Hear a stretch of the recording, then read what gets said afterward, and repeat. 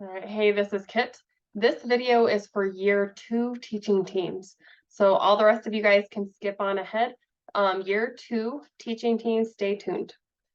This video is to talk about some of the year lesson plan, retreats, that sort of thing. So let me go ahead and share my screen. All right.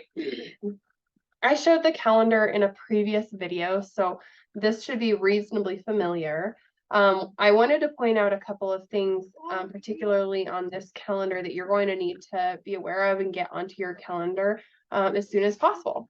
Well, the first thing to be aware of is, of course, your schedule for teaching classes. I've reviewed this before, but you'll see, for each night, you're going to be teaching a specific lesson and you don't deviate from that schedule at all.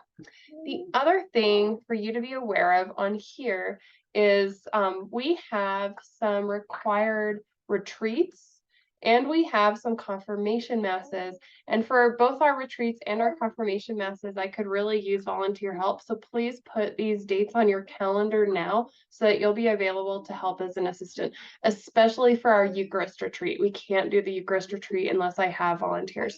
So on here, you'll see we have different categories. And at the end, we have a morning retreat category and a confirmation category. Now, all of this is tentative, although it is fairly scheduled on the IHM calendar. So our confirmation retreat for our year 2 students is going to, in 2024, it's going to be the 27th of January.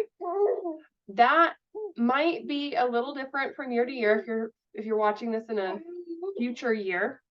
But for this upcoming year, January 27th is going to be our confirmation retreat. So please put that on your calendar so that you can assist at that retreat. The confirmation retreat is going to, of course, review the sacrament of confirmation, and it's really going to focus on the gifts of the Holy Spirit, the fruits of the Holy Spirit, and charisms. I will be the primary teacher for basically that content, but I could use assistance, and I'll show you some photos of our retreat from last year so you'll understand what will be happening. The other retreat date for you, this is going to be for year 1, so you don't have to worry about February 24th, but the next retreat that we'll have is going to be our Eucharist retreat, and that'll be in April. So again, in the year 2024, that'll be April 27th. And for that retreat, I really need volunteers, so make sure that that's on your calendar right now. Finally, the last thing that you need to be aware of on this calendar is confirmation masses.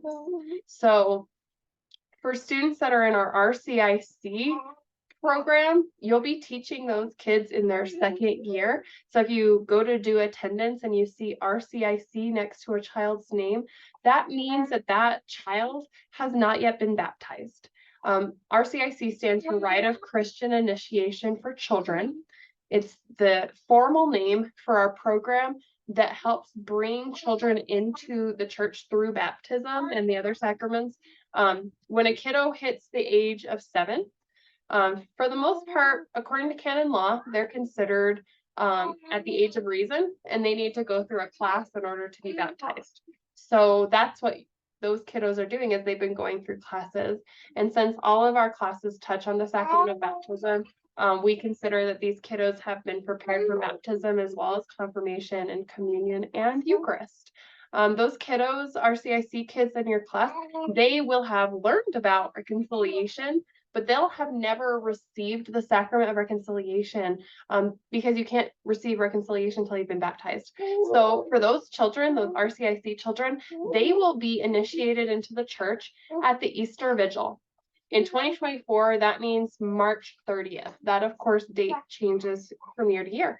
But the Easter Vigil is a beautiful, very unique sacramental service that I highly encourage anyone to come and attend. But our children in the RCIC year 2 group will be baptized, confirmed, and receive communion all at that Easter Vigil Mass. Now, for the rest of the kids in our program, which are the majority of our program, they will be confirmed at a special Mass. In the year 2024, it's going to be 2 masses at the end of May. The majority of our group is baptized. So that means the majority of the children in our program will be confirmed and receive First Communion at the same Mass at the end of their second year, at the end of year 2. So for this upcoming year, those are the dates that we're submitting to the Archdiocese, and they should give us permission to do confirmations on those dates. It's going to be at the 12:30 p.m. Mass on those Sundays, which is what we did last year, and it was a very big success. All right, now for my year 2 teaching teams, I wanted to review some of our program requirements for you to be aware of. This is the ticky-tack stuff that I keep track of as we approach the end of this year. So for children in the year 2 as well as the year 1, we have to have 100% completion of lessons. So children will be completing all lessons. If they're absent, as I indicated before, they get instructions on how to make up that work at home. Children are expected to attend all of our retreats. They'll attend our confirmation retreat with their sponsor, ideally, and otherwise they will be attending with a parent. Families that are going through this process need to submit records to me.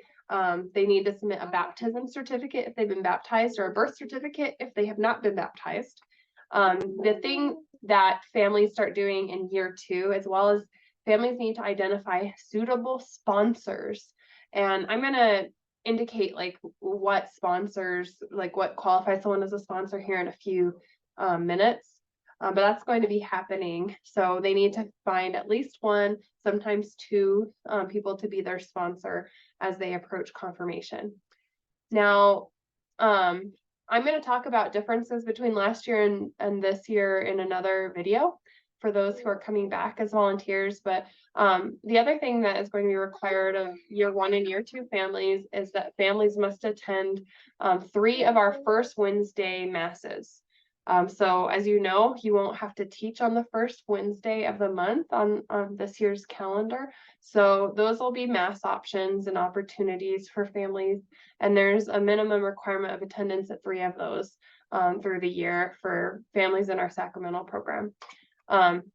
We're also, for parents, going to have some adult program requirements, and that's something that's still a little bit in development, but this will replace our family nights from previous years.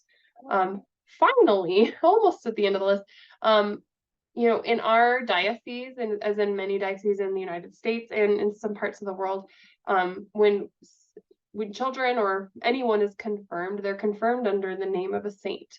A saint or someone that's beatified. So that means like blessed is in front of their name, or saint is in front of that person's name.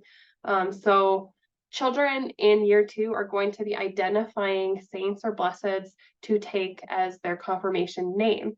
And so there is a requirement that these kiddos will be preparing a saint poster project. That is a really fun project that we do. And if we don't have any bad weather nights, they'll actually be doing a presentation in the class toward the end of the year. That's on the calendar. Let me zip over to our year 2 really quick so you can see. So that'll be on in the March-ish time frame, unless we have a bunch of weather cancellations next year. So the other thing that kiddos will be needing to do is they'll be doing a student family interview at the end of the year, and I'll talk about that a little bit more here in a few minutes. So I'm going to return to that retreat requirement and kind of explain briefly the 2 retreats that we'll have and the way that you'll be helping as a volunteer. So our confirmation retreat, here's some photos from last year that show you, you know, we check kiddos in with their sponsor, and I especially make sure that we have sponsor forms for folks. The kids are given a chance to go to confession if they want. Then in the beginning, we talk a little bit about the rite of confirmation. In the sanctuary, we might be in Cabrini this year because we have Saturday morning masses now. And then we move over to Cabrini Hall, and we're actually doing some working projects about, again, the fruits, gifts of the Holy Spirit, and charism. So those 3 things. So you can see I have some armor on me. That's what the kiddos are going to be making. And so children sit with their sponsors. So you can see kiddos are with parents or with sponsors. And I am working with them on what they're kind of putting on their pieces of armor, on their breastplate, on their cuffs, or on their mask or crown, depending on what they want to choose. There actually might be some volunteer opportunities to help cut out some of this stuff in advance for me if you're interested, but you can see the kiddos actually sit with their sponsor or parents and they work through cutting out these pieces of armor. And on the breastplate, they're actually identifying charisms that they think they might have. You'll learn more what a charism is at the retreat if you don't know what that is. And then they're identifying for the cuffs, the different fruits of the Holy Spirit they'd like to increase, or ask for God's assistance to increase through confirmation. You receive all fruits, all gifts as part of confirmation, but we can pray to ask for an increase in ones we struggle with. And then for the mask or the crown, we identify gifts of the Holy Spirit we'd like assistance to increase. So you can see, you know, a lot of the photos from last year. And then we ended with adoration. And I'd like to do that again this year, is the idea. So the kiddos wear their armor in, and then they, you know, go through adoration. And then we get a nice photo at the end of everyone in their armor. It looks pretty sweet, doesn't it? All right, that is our confirmation retreat. That'll be in January. Now, our Eucharist retreat is another retreat that I'll definitely need help with. This is the plan from last year. It will change a little bit, but overall, the goal of the Eucharist retreat is to provide an opportunity for the kids to go to reconciliation prior to their confirmation mass. We refresh those students' understanding of the Eucharist, of what a tabernacle is, and then the mass itself, especially emphasizing postures and gestures as part of the mass. And then we go through all the logistics for confirmation and first communion, and we even practice receiving with unconsecrated hosts and unconsecrated wine at this retreat. So with this particular retreat, without getting into a lot of details, as you saw in the confirmation retreat, the kiddos are with their parents or with their sponsor. So you're kind of helping with handing out supplies and things like that, but you're not doing a lot of otherwise volunteer work or teaching.